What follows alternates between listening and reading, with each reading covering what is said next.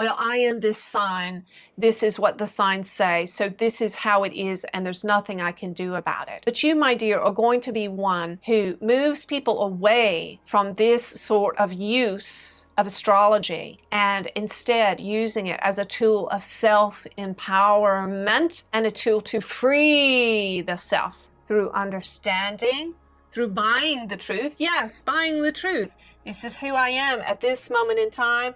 This is me. I accept and love myself as I am, but I'm going to move towards an expansion in the self as well. And this astrology tool is helping me to do that. That's wonderful. You have any questions about that? I'm taking every moment of this in. I'm sure I will have questions at a later point, but that was beautiful. Thank you. Mm-hmm. Let's see if there's anything more on that. And you, my dear, are a sun and a star. A sun and a star. Yes? Yes, absolutely. And in the book of Revelation, it is said that the angels were stars. And so it is in your essence and your being to be very angelic in nature, to be a sun and to be a star, and to be an angel on the earth. Now, when we say sun, there are two meanings to sun, S-O-N and S-U-N. You are a sun, my dear. You are a sunshine. You bring light, S-U-N. You bring light into your own being, into your child, and into everyone you encounter. But you are also a sun, S-O-N. And what we mean by that is that suns in antiquity and through many of the ages of times were the heirs. They were the inheritors rather than the daughters. So you, my dear, are a daughter, of course, and also a son. You are an inheritor. You are a firstborn. You are the firstborn son, meaning that all things are yours. You inherit all things. You never need operate in a station of less than because you are a woman, but a balance of male, female, son and daughter, child of the Most High. All right. That feels so good so far. Mm-hmm. Is there anything coming up for you? Anything that's important that you really want to tackle? Not necessarily. I think had I discovered this calling 2 years ago, I would have not been in a place of receiving it in the way that I'm receiving it now. Good. Have you been studying astrology? Have you been a hobbyist with it? Judah said hobbyist, and that really resonated because I would consider astrology more as a hobby than anything, but I also wouldn't consider my knowledge of astrology to be anything more than a basic level in terms of what I know. And so at this point in my life, I'm really approaching this as, how can I gain more knowledge? Like, what does this look like for me? What even is astrology? Right, exactly. And really diving deep into that. I'm actually going to an event tomorrow called Inner Dimensions, and it's there will be 2 people there, a relationship coach and a intuitive astrologer. So I'm excited to dive in and see just what that looks like and see what resonates for me and how I even want to approach this. With baby coming, I'm in a perfect place to just receive this calling naturally and decide where I want to go with it upon my own pace. And that's something that I probably wouldn't have done 2 years ago. If someone told me that I meant to pursue astrology, I would have been like, okay, time to hustle. Let's get to it. Right. Let's make this a career. And I think having that approach with it is based on my past of being in sales and marketing and thinking, oh, I have to do it immediately. It has to be within urgency, and it has to be in this timeline, and all of these things. Whereas now I'm feeling much more aligned with, well, if this is my purpose, it's going to work out exactly the way that it needs to in its own divine timing. Exactly. And, you know, I'll share some things just as a mom of 3 kids and a professional that did many different things over my lifetime. You know, when your kids are little, it's such a gift. There's an isolation to some degree that comes with raising a baby, and especially a toddler. There's that need to kind of pull in and take care and be intimate. It's a gift, really, to have that season. And it's also a great time to really do that interior work that they were talking about. You know, what Gina was saying, as you're lifting your level of consciousness through your own interior work, it's transforming you, it's making you more powerful, it's giving you a broader emanation. You're going to have more authority to heal people through that. So those young years when babies are little, those are perfect for, you know, those midnight feedings and just meditating and going within and having a shared bond of intimacy and self-inquiry, and all those things kind of fold into one another. Being home more, being out and about less of the hustle like you were talking about, and the drivenness. And so children, their great gift is keeping us in the moment. And so I love that I hear from the things you just shared, you're already hearing that this is going to be a time for me to kind of slow down, let things unfold naturally. Kids keep us so present. And I spent a lot of the years when my kids were little reading a lot, doing a lot of personal growth, and it made all the difference, because those are the preparatory years, because,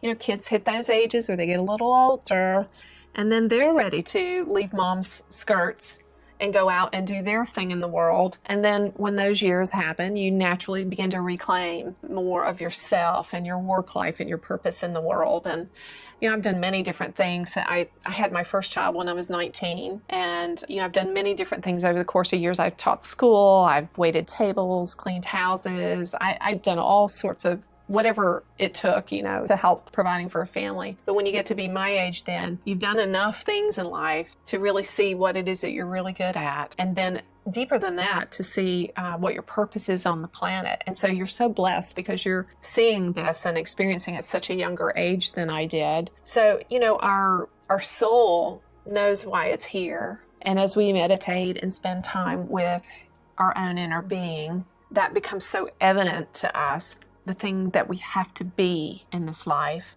And then our skill sets that we develop, they become an expression of that love and wisdom. The love and wisdom of our soul expresses itself through our talents and our skills. So you already have that sales and marketing, all of that in you. And so as the baby comes and you have those quiet years and years to learn and study and the astrology and all of that, and then you'll know when it's the right time to reawaken all those sales and marketing skills and reinvent them in a way that really serves the purpose of your soul. And all of that's going to be key to it. There are so many beautiful souls out there that have so much to offer, but they don't have the sales and marketing skills that are needed. And sometimes they're not in a position to hire out. And so that really can slow them down.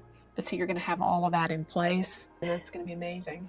I spoke about survival earlier, you know, feeling the need to go and survive and hustle and do things to make ends meet and to survive in the world. And I think about, you know, when I left the event last weekend, I went home and I thought, well, I wonder if I'm meant to combine the astrology work with my current business. And my current business is professional home organization. Mm-hmm. Because a lot of what I do with my clients now, I feel like is very fulfilling and very healing, and I'm very passionate about it. But I went to one of my moon circles that I go to every month, and another channeler friend of mine said, no, you're actually meant to do astrology full on. You're meant to take what you learned from home organization and apply it to your astrology business. Yes. And it's going to make sense. Everything that you learned in your home organization world will be somehow applied to it. And I thought that was interesting because for quite some time I've been doing home organization for 3 years. I thought,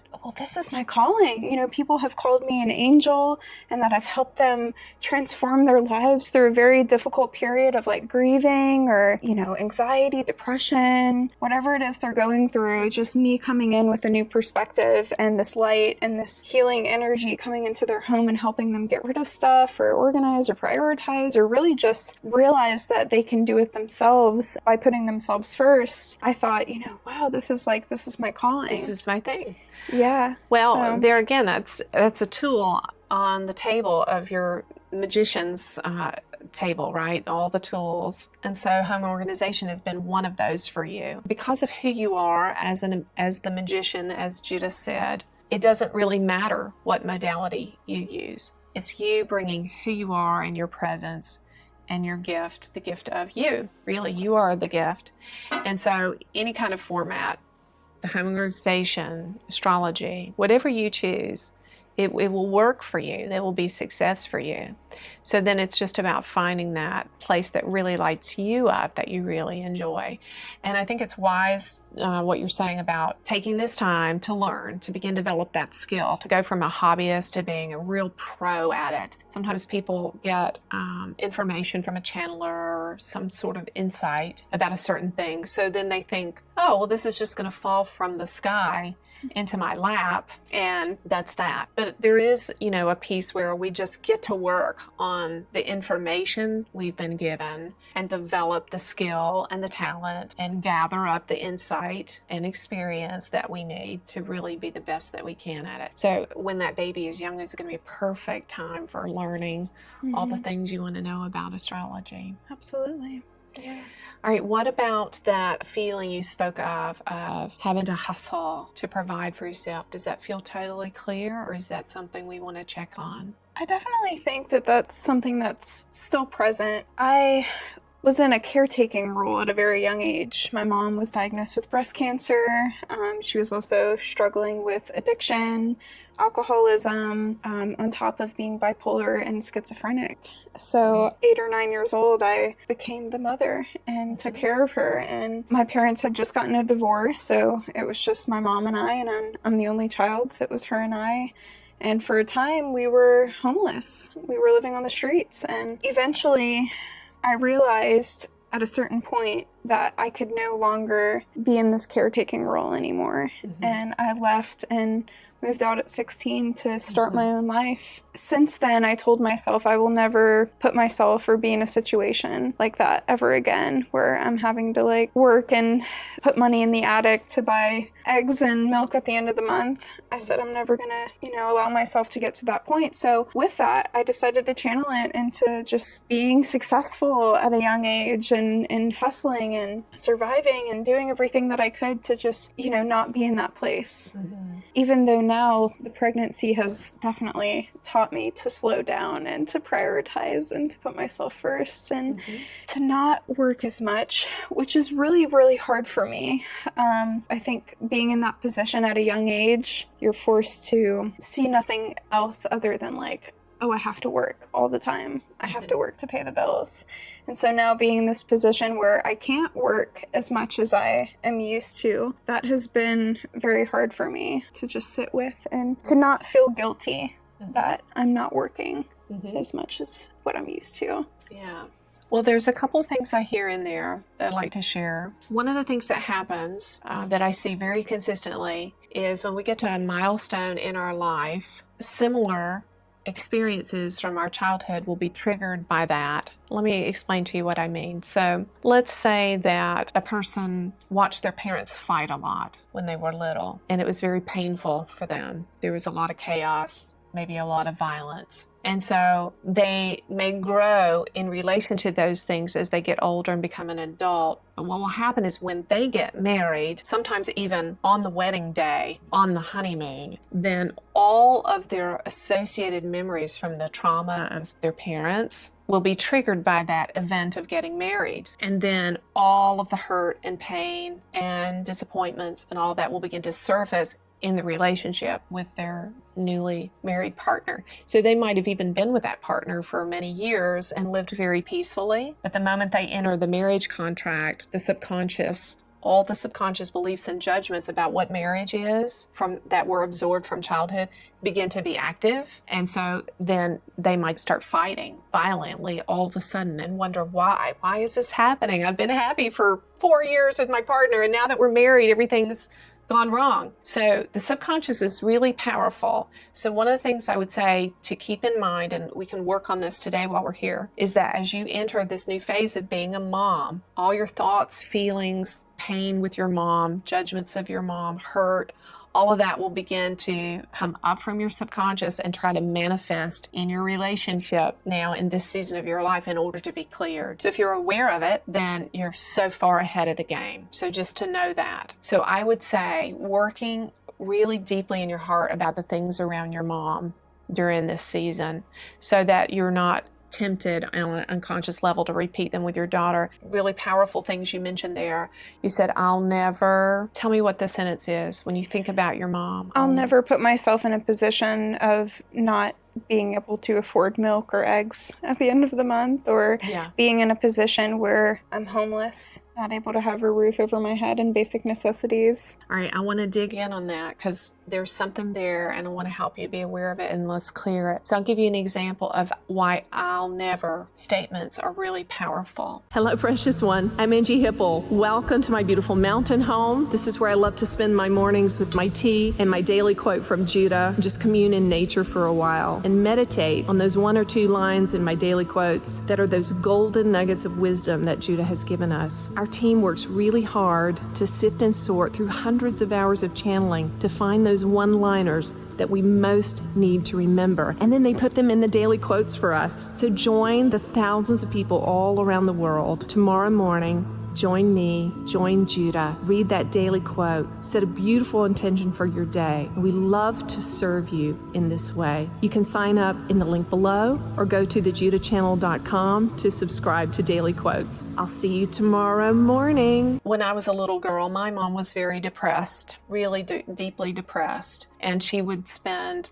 weeks and months on end just puttering around the house in her bathrobe or in the bedroom with the door closed and weeping a lot, and I didn't know what was wrong. And as I grew up, as I was young and then grew up, I made an inner vow. I said, I'll never be like that. I'll never let that happen to me. I'll never be depressed. So when we're young, when we're hurt at any age, but especially when we're young, the hurt causes us to make a judgment about life, a judgment about others, typically our parents, and then a judgment about life. And if those judgments are made in a lot of trauma and pain, which yours obviously were, you endured some really difficult things, then those judgments begin to be like train tracks in our life. And so we will be on these train tracks, barreling down these train tracks towards becoming the very thing that we hate. So what happens when we make these vows, I call them these judgments that are really super strong,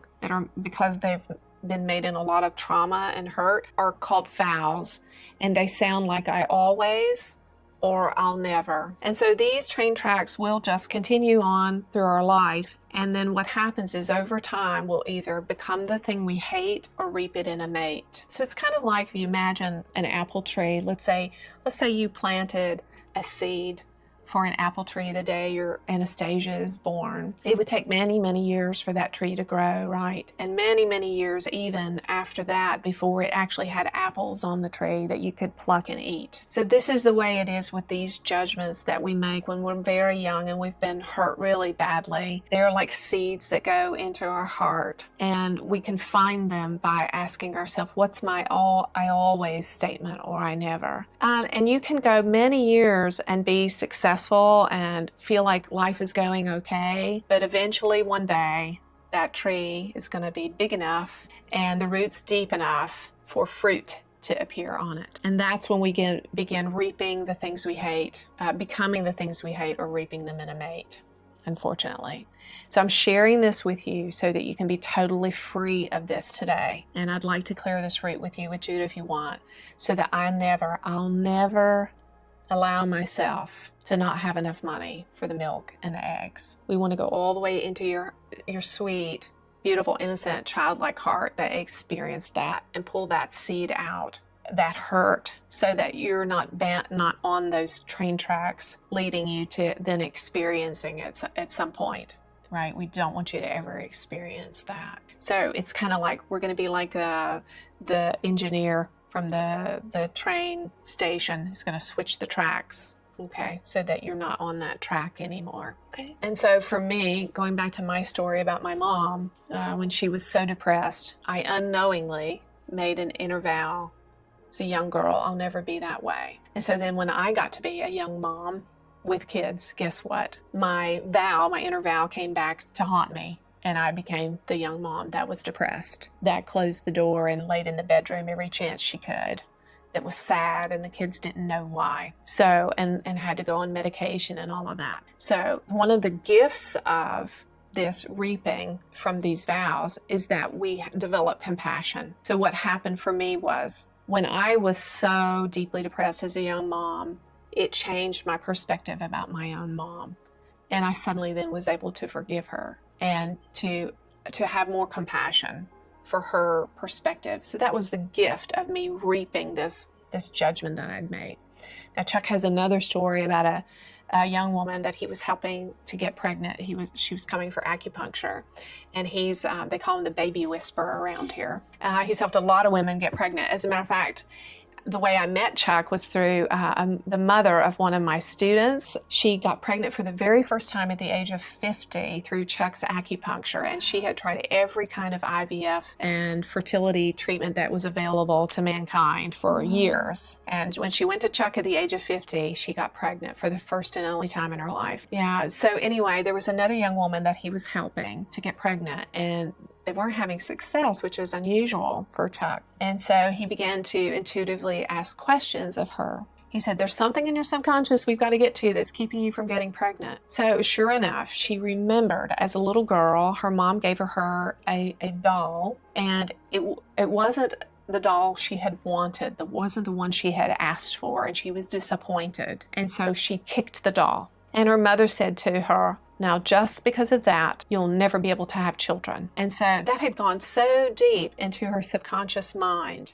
as a vow, I'll never have children. And she had even forgotten it completely. And so when Chuck did the acupuncture treatment, focusing on breaking that vow, renouncing that vow, then the young woman got pregnant right away. So we want to break this vow off your life. I will never be in a situation like this again. Does that resonate with you at all? Mm-hmm. And it's okay to say no if it doesn't. Yeah, it does. All right, so let's treat that, okay? All right, so just relax if you can. And I want you to pull up from your inner being. I want you to pull up the very first time you ever felt this feeling with your mom. The earliest memory that comes to you where there wasn't enough. There wasn't enough. Maybe not enough food, not enough money, not enough milk, and you felt responsible in some way. And take a few moments and let me know when you've done that. I'm there. You got it? Mm-hmm. Okay, good. So I want you to hold that experience in your mind. Just observe it. I want you to observe what it felt like, knowing there wasn't enough, that your mom couldn't or wouldn't do anything about it. Feel your feelings about it. Notice what you believed because of it. And see if you can just see little Monique there and tell me how old she is. 2 years old. She's 2. So I want you, as your grown young mother self, your wise self, your higher self, I want you to just be there in the room with little Monique. See if you can do that. And if you can, see if you can get her to look at you and know that you're there with her and look you in the eye. Is she able to look at you? Mm-hmm. She sees you there? Yes. Okay, so I want you now, as your higher self, your wise, ancient higher self that's been a mother in many lifetimes, I want you to say or do whatever needs to be done for little Monique. Even if it means taking her away from her mom. I want you to be the mom now. Okay. All right, and we're going to ask Judah to treat that, okay? Just relax and stay there with her if you can. Judah asks you to tag and treat little Monique, whose mom wasn't providing for her, wasn't giving her what she needed and wanted, what all little girls deserve. Judah, tag and treat that little one, the 2-year-old. Treat every other part, predisposition, protector, controller part, pattern, response, and behavior, fear, phobias, defensiveness, anything that came out of that situation. Tag and treat all of that and do a massive change history and everything after that. And Judah, please neutralize all the negative emotions and neutralize them and strengthen the positive coping skills of this little 2-year-old. And Jude, I ask you to tag and treat every other similar experience, every other memory structure that's attached to this first feeling of, I'm not okay, mom's not here for me, it's all on me, I'm never going to let this happen to me again, I'm never going to let this happen to my children. Jude, to tag and treat every single one of those parts, every single memory. Judah, shatter these memory structures, and as they come apart, tag and treat all the fragments and heal each and every one of them slowly, safely, in the correct order, with total respect. And Judah, I ask that you would be there with wise, ancient Mother Monique to comfort all of her parts in every single experience of this lifetime with her mother, where there was lack and limitation. Judah, wrap every one of those experiences in light, in love, in forgiveness. Bring a complete transformation in every single instance. Judah, I ask also that you tag and treat this feeling, this experience of being alone. It's all on me. I have to provide for myself. I have to hustle. I have to make it happen because the people who are supposed to love me and care for me aren't there for me, and I have to care for them. Judah, I ask you to tag and treat this in every realm of time and space, in every lifetime, past, parallel, current, and future. Cleanse this whole experience from the entire storyline of the soul, which is Monique. Clear it thoroughly. May she never, ever, ever, ever, ever again have to hustle, work, brainstorm, weep, feel guilty, be angry, be frustrated. Let the provision come to her, just as the birds never think about where they're going to get their food, and the squirrels never think about how they're going to eat through the winter time. They are just provided for by the universe. Judah, give her a completely different experience from the one that she's had. A completely unique and new and different, a Monique unique experience of being utterly, abundantly provided for by the universe that has absolutely nothing to do with her own efforts, with her own brains, her own wit, her own determination, or her own efforts. Something that is divine. Judah, asks you to tag and treat all striving and efforting and completely erase that from the experience and bring ease and rest into all of her cells and her cellular structure. Judah, I ask that you would give Monique a very special grace to forgive her mom so that she can be an angelic mother herself, full of grace and forgiveness. Judah, I ask you to tag and treat the subconscious belief, it's all on me, no one's here for me, I have to do it myself. And if I don't do it, I won't eat and I'll be homeless. Judah, tag and treat everything that seems to support that idea until all of it is completely false, till there's nothing left in her inner experience that supports this belief. I'm all alone. If I don't do it, I won't eat. I won't have a home. I'll be homeless. And Judah, I ask that you would do a sentence procedure on new beliefs. Judah, look deep into her higher self, her inner being, and find what are the beliefs that need to come in place of those old ones. Do you know what they are, sweetie? Let's reinforce them. What do you want to believe instead? I will be surrounded in love, support, abundance. Good. I will be surrounded with love, support, and abundance. Judah, please tag and treat this statement. Hold that statement in your inner being, sweetie. I will be surrounded with love, support, and abundance. Judah, tag and treat this. Anything that is not in agreement with this, treat that and do a massive change history and everything after that. And continue reinforcing this in her active experience until it's 100% true. She experiences it now as 100% true. I'm fully supported, loved, surrounded with abundance, surrounded with love, surrounded with support. Judah, I ask that you would tag and treat anything, any memory, any experience, any belief system that might be hiding anywhere in her subconscious that would thwart her experience of, I'm surrounded by love, I'm surrounded by support, I am surrounded by abundance. Is there anything coming up around that? How does it feel? It feels good. I'm mostly reflecting, unlike other areas that I've felt instability in relationships, whether person in a relationship has taken advantage or manipulated in some type of way financially. Do you feel that's cleared, or do we want to look into it? I feel good with it. You feel like it cleared? Yeah. So that was then connected to the thing with your mom, yeah. Right. And you may feel yourself processing over the next few days. Is there anything left on your heart or mind? No, I think Feel pretty complete? I feel good. Yeah. All right. Well, let's see if Judah has Thank any you. parting words for you and Anastasia. She's been very, very like energetic the whole time, especially during that. I felt her really just like kicking and moving around. She hears everything. Good. Well, all of this is perfect timing. We have a tendency to start reaping these really old experiences with our moms or our dads or whatever when we reach these important life happenings. So this is perfect timing before Anastasia is born. She's going to be born into so much more freedom. I'm so grateful.